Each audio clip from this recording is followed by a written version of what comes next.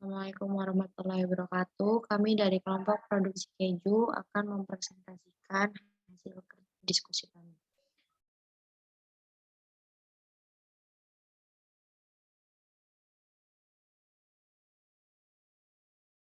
Nama anggota kelompok kami yang pertama ada Indah Mariska Aulia Putri dengan NIM 12 Salwa Saidatul M 12 Salsabila Rohmania 12 Isnaini Nur Azizah 12 Salsabila Hana 12 dan Naftalisda Elveta S 12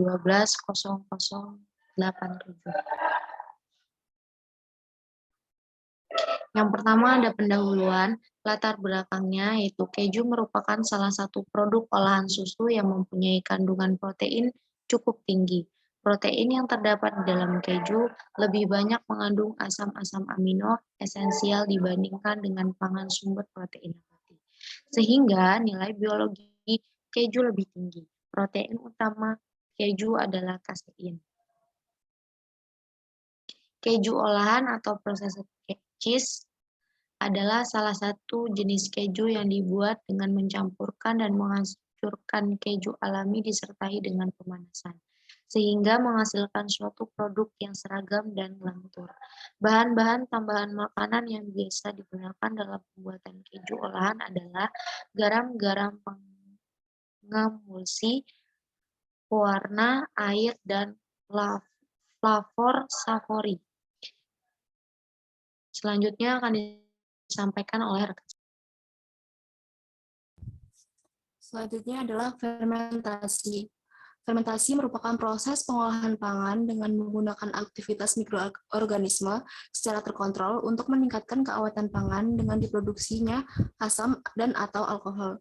Untuk menghasilkan produk dengan karakteristik flavor dan aroma yang khas atau untuk menghasilkan pangan dengan mutu nilai yang lebih baik.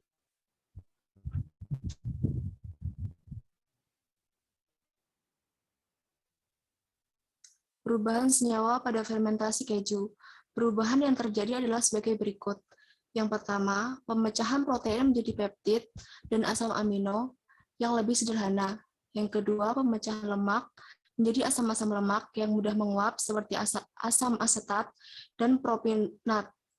Yang ketiga, pemecahan laktosa, sitrat, dan senyawa-senyawa organik lainnya menjadi asam, ester, alkohol, dan senyawa pembentuk aroma dan flavor yang mudah menguap.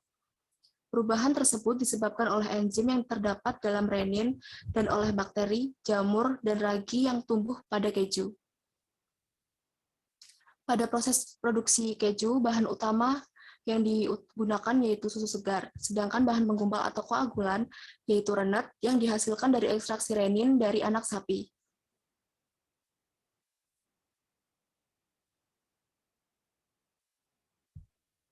Mikroorganisme yang digunakan pada proses pembuatan keju ada bakteri asam laktat, kapang, dan bakteri lainnya. Yang meliputi bakteri asam laktat yaitu Streptococcus lactis, Streptococcus thermophilus, Lactobacillus casei, Lactobacillus bulgaricus, dan yang termasuk bakteri kapang yaitu Penicillium camemberti, P. caseoculum, dan bakteri-bakteri lainnya yaitu Propionibacterium sermani, Brevibacterium linens.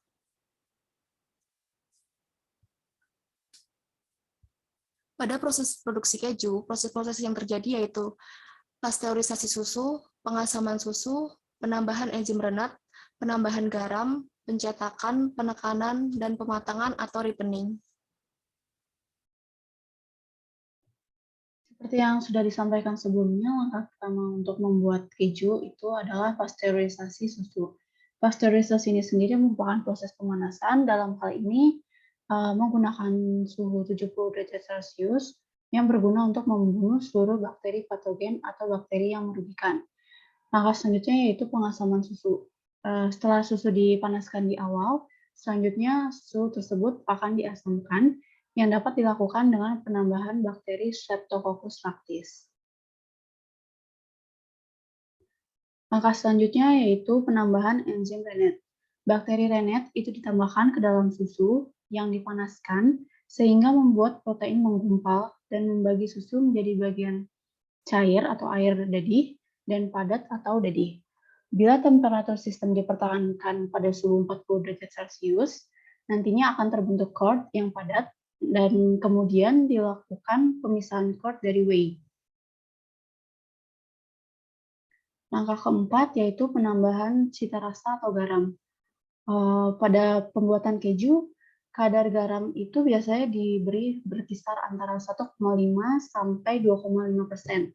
Apabila tidak dilakukan penggaraman, keju nantinya akan lunak, teksturnya itu tidak elastis, dan proses pematangannya tidak normal. Namun apabila dilakukan penggaraman yang berlebihan, akan menyebabkan keju menjadi keras dan proses pematangannya menjadi lebih lambat. Lalu langkah selanjutnya yaitu pencetakan. Saat tadi menjadi ukuran optimal, maka nantinya akan harus dipisahkan dan dicetak.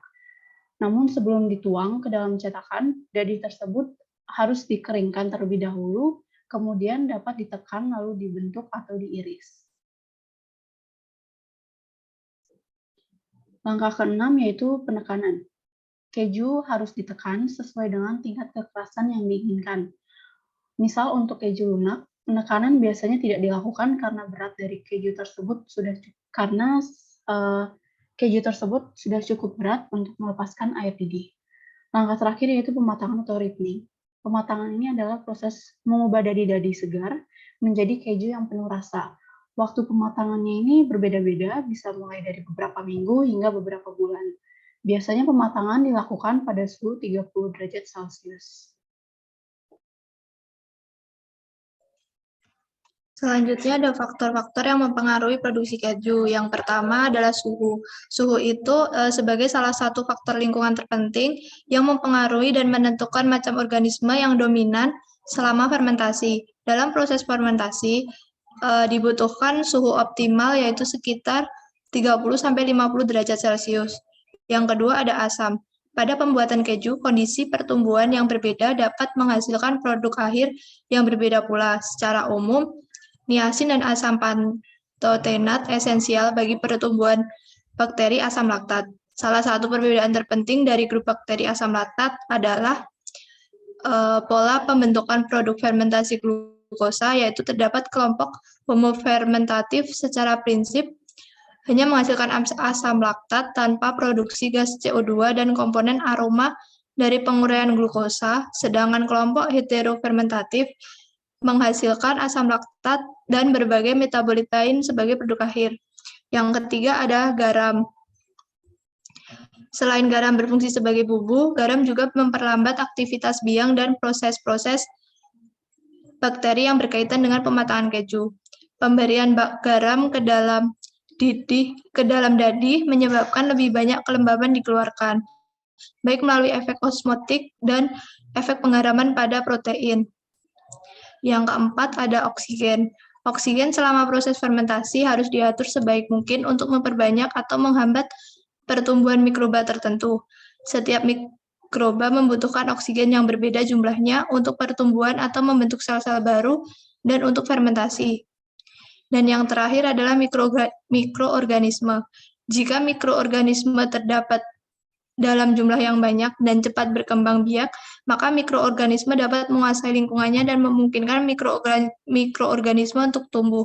Pertumbuhan mikroorganisme dicirikan oleh pertambahan massa sel, konstituen seluler, dan pertambahan jumlah sel yang dapat terjadi apabila kimiawi dan fisika tertentu terpenuhi.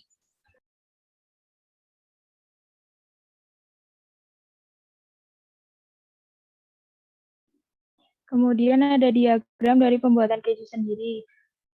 Yang pertama adalah susu. Susu kemudian dipasteurisasi dan dilakukan fermentasi yang merupakan upstream. Kemudian untuk downstreamnya sendiri dimulai dari enzim, kemudian terbentuk gumpalan. Setelah itu dadi akan diberi garam dan akan kemudian dicetak, ditekan, dan dilakukan pematangan hingga keju siap dikonsumsi.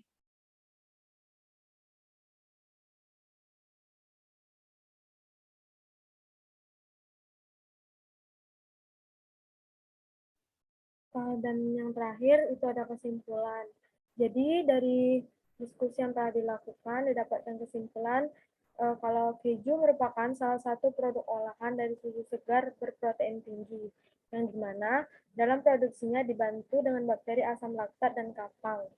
Proses produksi keju sendiri terdiri dari 7 tahapan.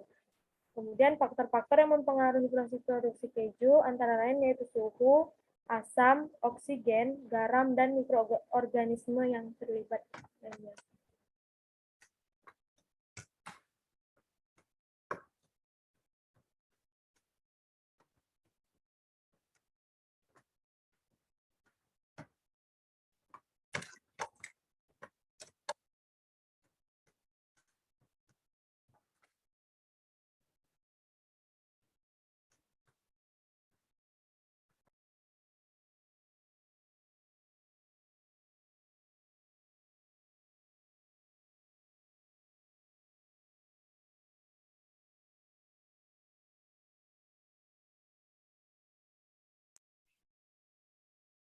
Terima kasih. Sekian presentasi dari kelompok kami. Apabila ada pertanyaan bisa ditulis di kolom komentar. Kurang dari lebihnya, kelompok kami minta maaf yang sebesar-besarnya. Terima kasih. Assalamualaikum warahmatullahi wabarakatuh.